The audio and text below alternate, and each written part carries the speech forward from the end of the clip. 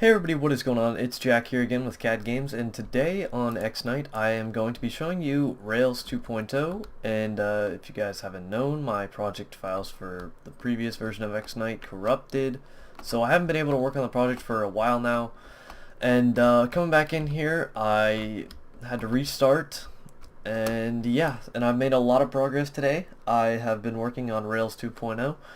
This time around, before I was using a asset for a subway station, so like just the tunnel asset, and today I made my own, and it took a really long time. I've been working for about 3 or 4 hours now on this, and so I've made this tunnel. I'll go ahead and give this one as an example. So I can move this over here. And if I come in here, you can see all the little tube lights that I've done. I've had to model every single one of these things, and I've had to make a texture for every single one. So yeah, let's go up on the tube light. So the tube light was created by doing this, so you can see all my little entities in here. This tube light was pretty much a bunch of cylinders. As you can see, it's all cylinders and cubes. And then I went ahead and downloaded I bought this a while ago. It's a texture. It's a texture, so that, or it's a shader. Excuse me. It's a shader so that I can use specular textures, or reflections, better than Unity's built-in specular shader. And so pretty much this gives the illusion that this tube is being lit up. And beyond that, see, this tube is not actually being lit up. You'll see that there's two lights, but they're actually disabled because for some reason they're all glitchy. So what I did was I put an area light, or point light, area light, one of the two. Point light right here in front of the light, and as you can see, it still looks like it's lit up, but it's actually not. It's just giving the illusion via this point light. And so that's how I created the tube lights. Probably a 5-minute project to actually model them, and then it took quite a little bit to get them into the position that they are, and the shaders and everything. It took a lot of thinking. And then let's see, the tunnel here, this one was actually pretty easy to make. Just the overall form, I used 5 cubes, and so I pretty much would just I renamed them to wall, but you can see it's a box. And so I pretty much just I found some dimensions that I liked. I used 0.25 for the thickness of the wall, 5 for the height, and 25 for the length. And it worked out pretty good. So here you can go and look at the texture. It's upside down at this spot. I don't know if I can fix that, but I was trying to give a brick wall at the bottom and then a concrete wall at the top. Here it is in Photoshop.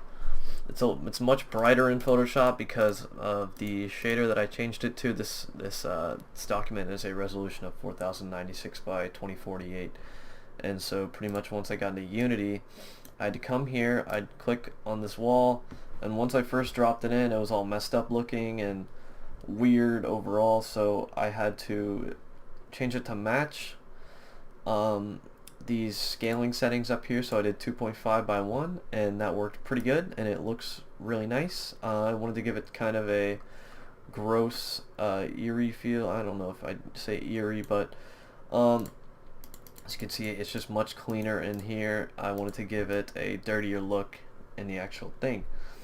So what I did was I set up my PBR shaders, and I did that by I have my texture in here, which I brought from Photoshop, 32 megabytes. I changed it to true color, max size 4096, make sure it's on repeat, trilinear, and I changed the anti-estropic filtering up to 16 times so I can get the highest quality. And then I have this thing called Normal Map Maker, where I could pretty much just throw the texture in here, and I'd click Create Maps, and then it made these two maps right here. And so these maps are what actually makes it look 3D. So if I delete this normal map, and I delete this one, you can see how flat it actually looks. And no, we're going for 3D. We want the cracks to look like cracks. We don't want them to just look like a painting. So we pretty much just drag these onto the normal map spot, and there we go. We got the illusion of a 3D wall. And I think that looks pretty good. For the roof, it was much easier. I kind of just took the same concrete texture that I had, and I just pretty much got rid of this bottom part, and then I pasted all these little pieces where it was.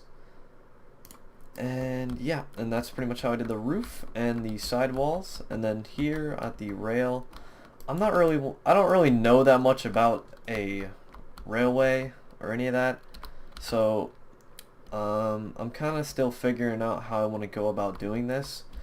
Obviously this model isn't the best either. I'm gonna try to improve it in a little bit, but I have this little piece here so that whenever you attach it to another tunnel, it'll actually match up, and so then you are able to have a seamless tunnelway.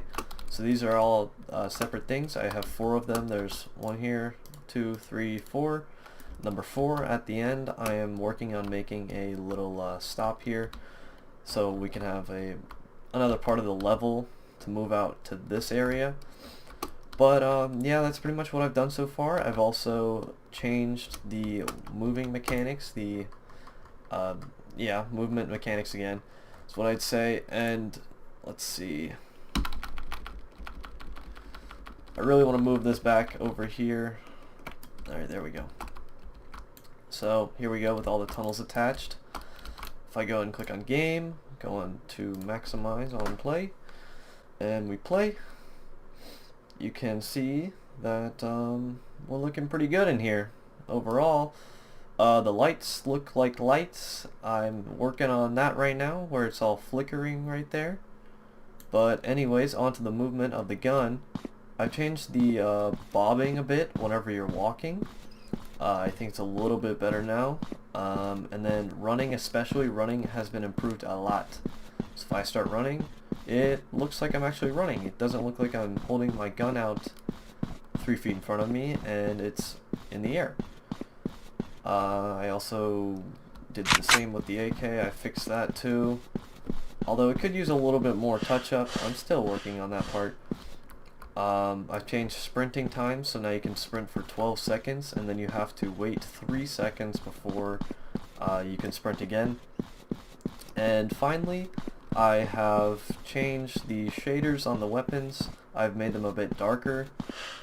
They were a little bit more gray, and they didn't look very contrasty, and I really like to have a high contrast of colors. I'd like to have my whites be whites, and I'd like to have my darks be darks, blacks be blacks. And yeah, so now the M4 and the AK so far are the only weapons that I have, and they both look a little bit more realistic in my opinion. The wood on the stock of the AK is much more rich colored. I don't think that I've really changed too much else with the weapons beyond that. I've really just been working on the map.